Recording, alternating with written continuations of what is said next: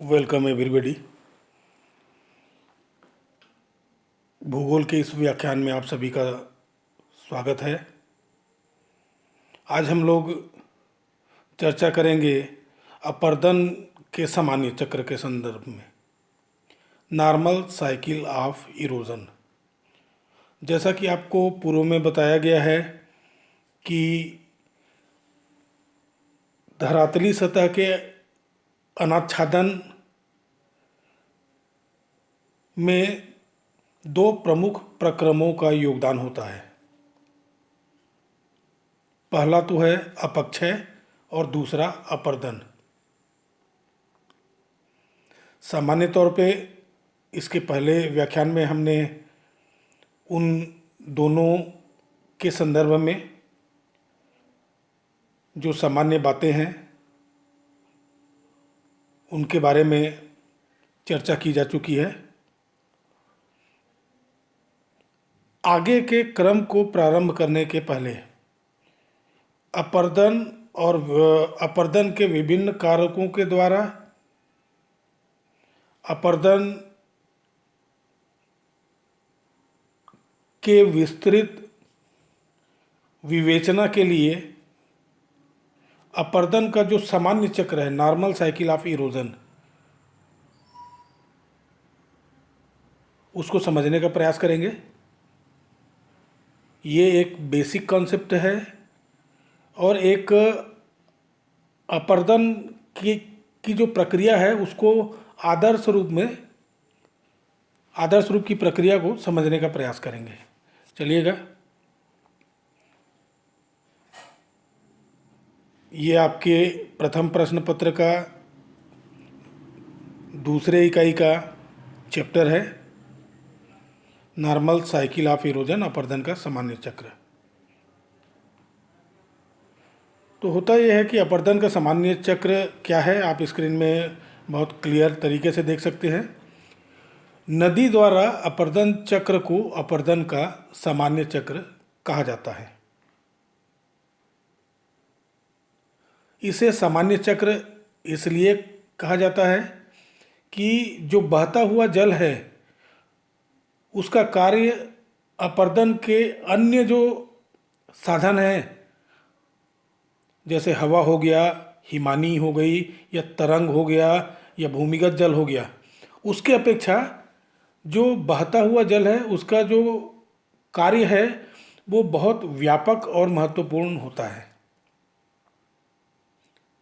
हम अपर्दन के सामान्य चक्र की विभिन्न अवस्थाओं की विशेषता का उल्लेख एक आदर्श चक्र, आइडियल साइकिल के रूप में उदाहरण लेके करेंगे।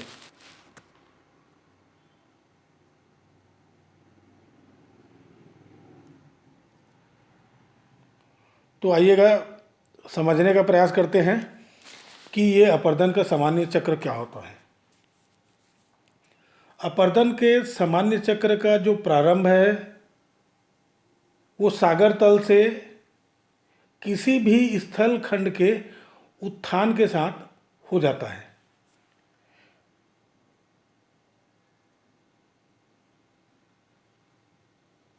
इसको समझने का प्रयास करेंगे।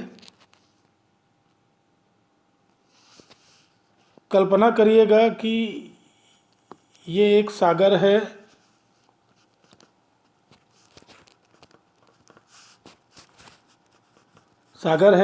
और सागर तल में एक स्थलखंड ऊपर उठता है। ग्राफिक्स में देखेंगे इसको तो ये हाइट है, ये जो है ऊंचाई है, और ये जो है इधर ये विस्तार है, और जो ये लाइन है ये 0 मीटर की है, 0 ऊंचाई की, और यहाँ से स्थलखंड का ये जो सागर तल है यहाँ से एक स्थलखंड ऊपर आ गया, ये ऐसे सागर तल से निकला है। कल्पना करिए कि ये कोई महाद्वीपीय भाग है, और जैसे ही ये स्थलखंड सागर तल के ऊपर उठता है तो उस पर नदी के द्वारा अपर्दन कार्य प्रारंभ हो जाता है। देखिए, जब तक सागर तल में के तक रहेगा तो नदी का यहाँ पर कोई काम नहीं है और कोई काट छाट नहीं होगा। लेकिन जैसे ही ये ऊपर आया बरसात होगी, नदी डेवलप होगा और नदी इस उत्थित भाग को वो काटना चालू कर देगा। ये ऐसे काटेगा, ये काट के सागर में इसके मलबे को डिपॉजिट करेगा। तो जैसे ही स्थलखंड ऊपर उठता है, उस पर नदी द्वारा अपर्दन का कार्य प्रारंभ हो जाता है। प्रारंभ में स्थलखंड के उत्थान की दर अधिक होती है। देखिए, जैसे ही थोड़ा सा भी कल्पना करिए, ये सागर तल है, थोड़ा सा भी ऊपर आया तो जैसे ही ये ऊपर आया इसमें अपर्दन के कारक काम करना चालू कर देंगे, इसको छोटा करना चालू कर देंगे। लेकिन शुरू में जो उत्थान की दर है वो अधिक होती है और अपर्दन की जो दर है वो कम होती है। इसलिए इस उत्थलखंड में उत्थान होते जाता है, साथ साथ अपर्दन चलते रहता है। कुछ समय बाद, भाई हमेशा तो वो ऊपर नहीं आते रहेगा, कुछ समय बाद उत्थान रुक जाता है, स्थिर हो जाता है। ये यहाँ पर ये फिक्स हो गया, स्थिर हो गया। यहाँ पर ये मानना पड़ेगा कि स्थलखंड अब एक लंबे समय तक स्थिर है। एक निश्चित अवधि के बाद यहाँ पर ये स्थिर हो गया, तो अब इसमें अपर्दन की शक्तियाँ लगातार काम कर रही है और एक निश्चित अवधि के बाद इसको काटते काटते काटते काटते काटते काटते ये इसके बराबर हो जाएगा। और जैसे ही ये स्थल भाग गायब होगा और ये इसके बराबर हो जाएगा नदियों के द्वारा काट काट के, तो जैसे ही ये आधार तल को प्राप्त करता है, उसी लेवल को प्राप्त करता है या शून्य ऊंचाई को प्राप्त करता है, इसमें काफ़ी लंबा समय लगता है। और इस प्रक्रिया को कहा जाता है कि भाई अपर्दन का एक सामान्य चक्र पूरा हो गया। तो चलिए, कॉन्सेप्ट ये है कि सागर तल से कोई स्थल भाग ऊपर आता है। जब ऊपर आता है तो अपर्दन की शक्तियाँ उसको काट के फिर उस सागर तल के बराबर कर देती है और इसमें जो भी प्रोसेस काम करता है, जितना भी समय लगता है और जिस प्रकार की घटनाएं होती है, वो कुल मिला के एक सामान्य अपर्दन का चक्र कहलाता है। इसको क्रमशः समझने का प्रयास करते हैं। आइए, कुछ दशाओं की कल्पना की गई है कि भाई अपर्दन का सामान्य चक्र किन दशाओं के ऊपर निर्भर करता है। तो सबसे पहला है स्थलखंड की भूगर्भिक जो संरचना है वो सामान्य और सरल है। दूसरा है इसका निर्माण अलग अलग कठोरता वाली परतदार चट्टानों से हुआ है। तीसरा है जो उठा हुआ भाग है, जो सागर तल से बाहर भाग आएगा, वो आर्द्र प्रदेश में होना चाहिए। वहाँ पर भाई बरसात उरसात होना चाहिए, तभी तो नदी डेवलप होगा और वो अपर्दन करेगा। वहाँ पर पर्याप्त वर्षा होनी चाहिए और जो रन ऑफ वाटर है, वाही जल, जो धरातल में बहने वाला जल है वो पर्याप्त मात्रा में होना चाहिए और वो नदियों को साल भर मिलना चाहिए ताकि वो नदी उस स्थल भाग का अपर्दन कर सके। स्थलखंड सागर तल के संदर्भ में जब वो स्थलखंड ऊपर उठ जाएगा तो एक समय के बाद वो दीर्घ काल तक, बहुत समय तक स्थिर रहेगा और वो नहीं ऊपर बढ़ेगा।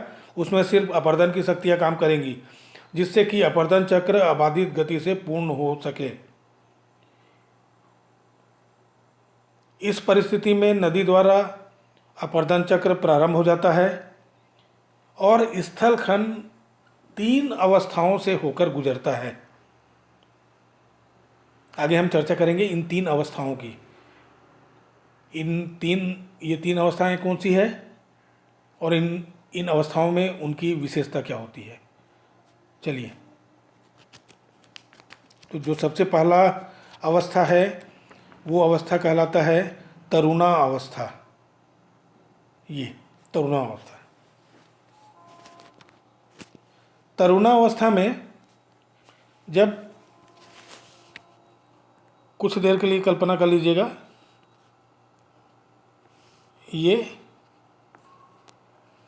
ये धरातल का स्थलखंड है।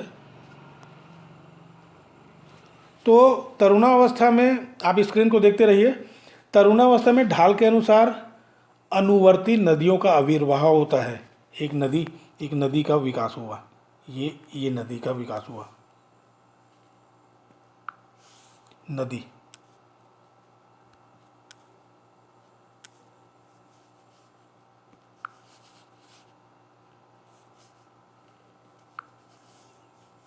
नदी का विकास हुआ, ये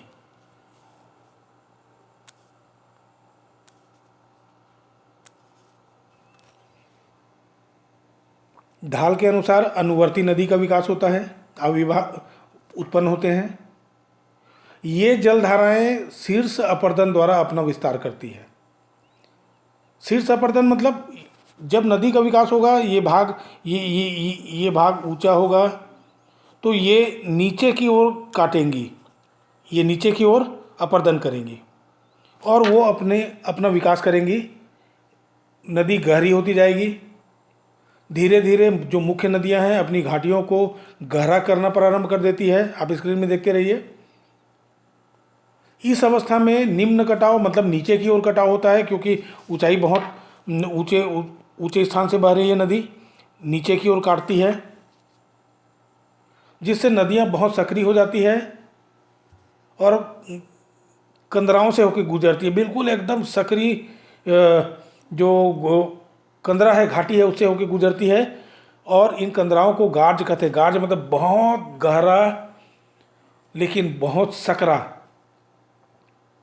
गार्ज या कैनियन कहते हैं। इन घाटियों का जो आकार है वो अंग्रेजी के भी शेप के बराबर होता है।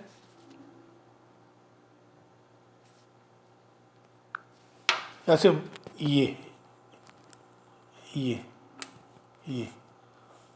इसे ही गार्ज कहा जाता है। गार्ज, GORG, जार्ज या कैनियन। ये नदी है, बहुत गहरी घाटी होती है। वी शेप के समान दिखाई देती है। इस अवस्था में केवल निम्न कटाव अधिक होता है, जहाँ पर नदियाँ पर्वत और प्रतिरोधी शैलों से होकर कमज़ोर चट्टानी वाले भागों में गिरती है।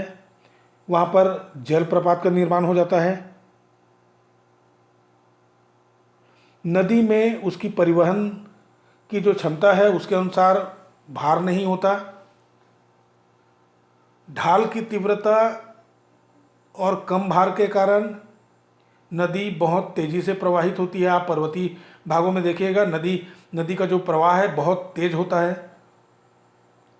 नदी की जो तली है उसमें गोल गोल गड्ढों का निर्माण हो जाता है। सरिता अपहरण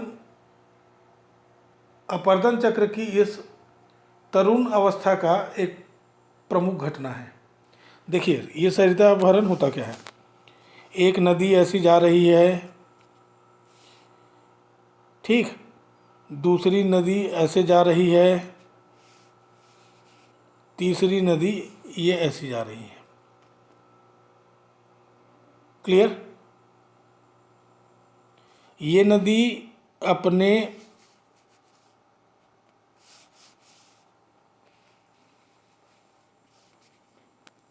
ये जो नदी है, ये नदी ये निम्न कटाव करती है। इधर को कटाव काटेगी, इधर को काटेगी काटेगी काटेगी काटेगी काटेगी और इस नदी को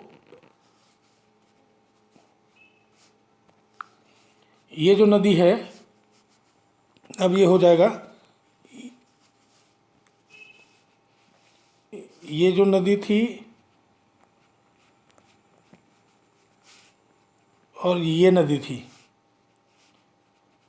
ये एक नदी थी, तो ये नदी काटते जाएगी और इस नदी का जो पानी है, इस नदी का जो पानी है वो इधर चले जाएगा, इसको आप कहते हैं सरिता अपहरण की घटना। और इसका मेन कारण है डाउनवर्ड इरोजन, ये निम्न कटाव। आपको वो नदियों वाले चैप्टर में बहुत डिटेल में बताया जाएगा, अभी आप सामान्य तौर पे इसको समझने का प्रयास करिएगा। सरिता, एक याद रखिए कि तरुणावस्था वाली जो नदी है उसमें सरिता अपहरण एक प्रमुख घटना के रूप में जो मानी जाती है।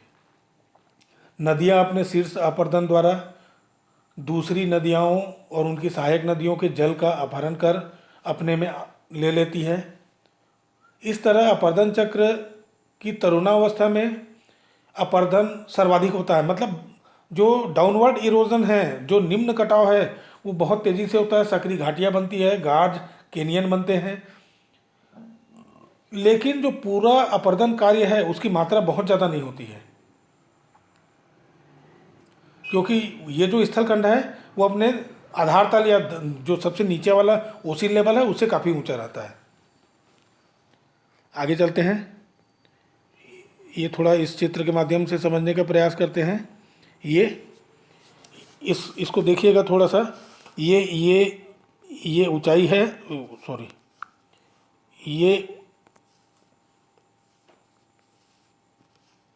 ये ऊंचाई है और ये विस्तार है।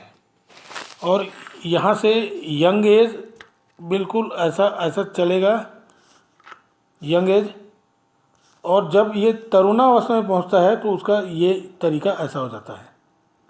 तो यहाँ पर डाउन कटिंग ज़्यादा होता है यंग एज में। मैच्योर एज में डाउन कटिंग नहीं होता, वो अपने पार्श्व को, अपनी घाटियों को काटता है। ये इधर को काटेगा, चौड़ाई में इधर को काटेगा। और जो वृद्धावस्था है यहाँ पर वो फैल जाता है, पसर जाता है, उसी लेवल के बराबर हो जाता है। और यहाँ पर बिल्कुल बाढ़कृत मैदान, बहुत लंबा चौड़ा एरिया में उसका विस्तार होता है। ये यहाँ तक तरुणावस्था, यहाँ तक प्रौढ़ावस्था, और ये वृद्धावस्था का आप चित्र देख रहे हैं। चलिए बात करते हैं प्रौढ़ावस्था की। ये क्या होता है, आप स्क्रीन में देखिएगा। प्रौढ़ावस्था में नदी अपनी तरुणावस्था को समाप्त करके प्रवेश करती है। स्थल रूपों में पर्याप्त अंतर होने लगता है, नदी के ढाल में कमी आते जाती है। आप कल्पना करिएगा कि नदी मैदानी भागों में प्रवेश कर गई है, नदी का वेग कम हो जाता है। जो अपर्दन की अपेक्षा निक्षेप का कार्य अधिक सक्रिय हो जाता है। यहाँ पर कटिंग नहीं होता, मतलब जो कटिंग होता है वो लेटरल कटिंग होता है, पार्श्व में कटिंग होता है, चौड़ाई में कटिंग होता है, गहराई में कटिंग नहीं होता। और वो तरुणावस्था का जो मलबा आ रहा है, नदी लाइन लेके आ रही है, उसको वो निक्षेप जमाना चालू कर देती है।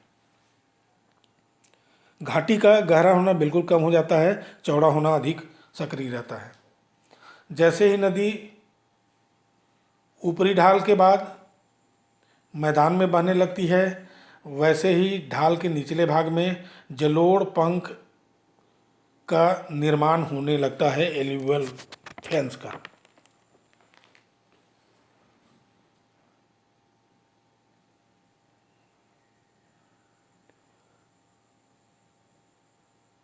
प्रमुख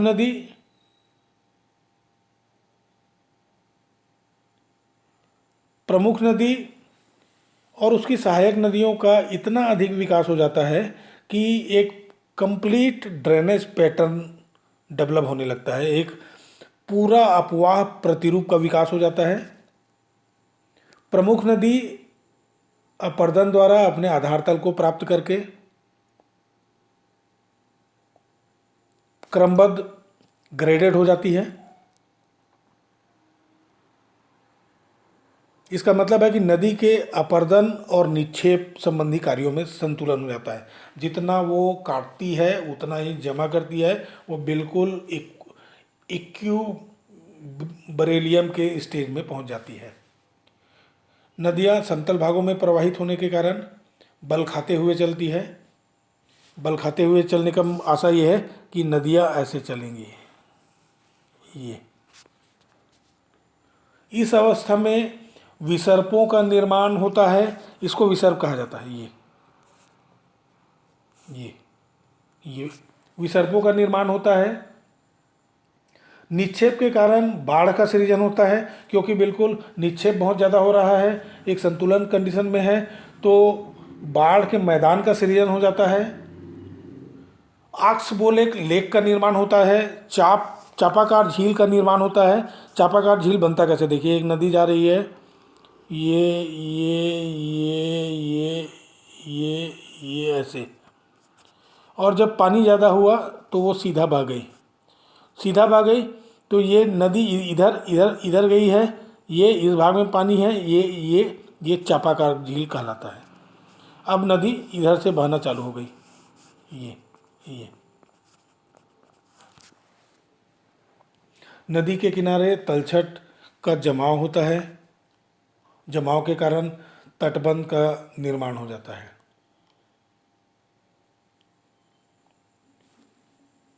तो जो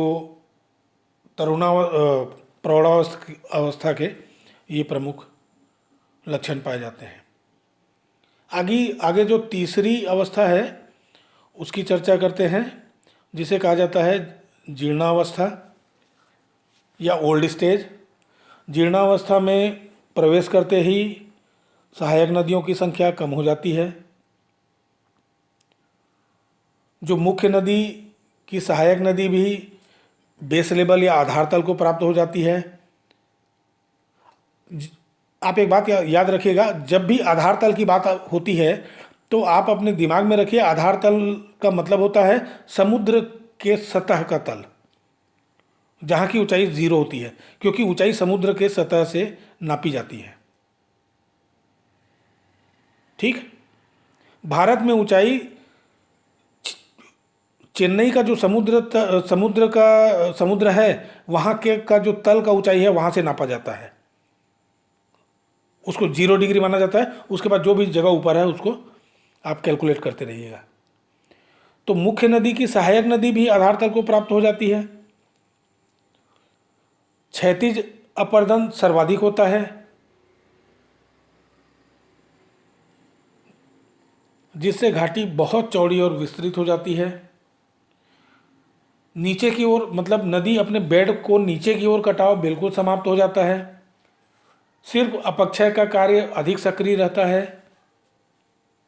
नदी का बाढ़ का मैदान बहुत विस्तृत होता है, बहुत फैल जाता है। नदी के वेग में कमी होने के कारण उसकी परिवहन शक्ति कम हो जाती है, जिसके कारण नदी का समस्त भार का परिवहन नहीं कर पाती और निक्षेप इसीलिए ज़्यादा होता है। जैसे ही नदी अपने मुहाने के पास डेल्टा का निर्माण करती है, जहाँ पर वो समुद्र में मिलती है, नदी जहाँ पर समुद्र में मिलती है उसको मुहाना कहा जाता है, और वहाँ पर वो डेल्टा का निर्माण कर देती है और तटबंध भी बनाती है, और इस प्रकार जो पूरा एरिया है वो अपने आधार तल को प्राप्त हो जाता है। ये सभी स्थितियाँ समप्राय मैदान, जिसको पेनी प्लेन कहा जाता है, के विकास में सहायक होती है।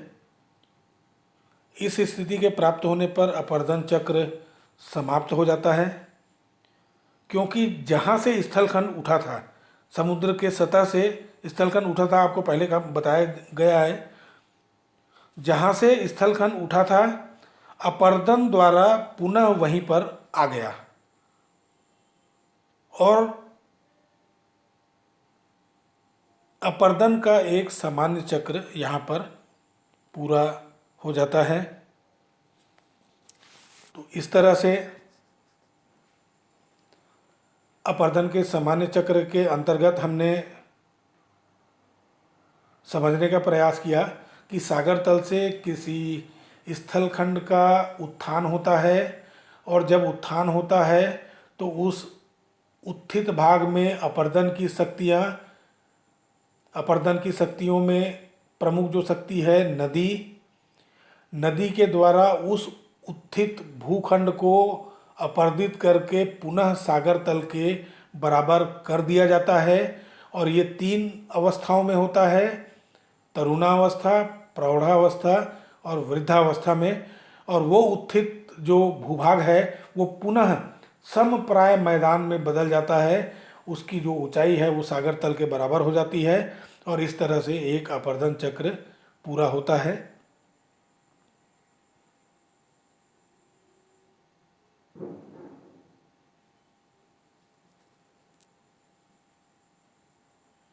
इसमें कोई कालक्रम निश्चित नहीं है कि ये कितने दिनों में पूरा होता है। एक सामान्य अपर्दन चक्र की जो अवधारणा है आपके समक्ष प्रस्तुत की गई है, और ये अवधारणा इसलिए प्रस्तुत की गई है कि आने आने वाले जो चैप्टर्स हैं, जब उनका विश्लेषण और विवेचना किया जाएगा, तब आप इस बेसिक कॉन्सेप्ट को अपने जेहन में रखिएगा, जिससे कि उन छोटी छोटी घटनाओं को समझने में आपको मदद मिलेगी।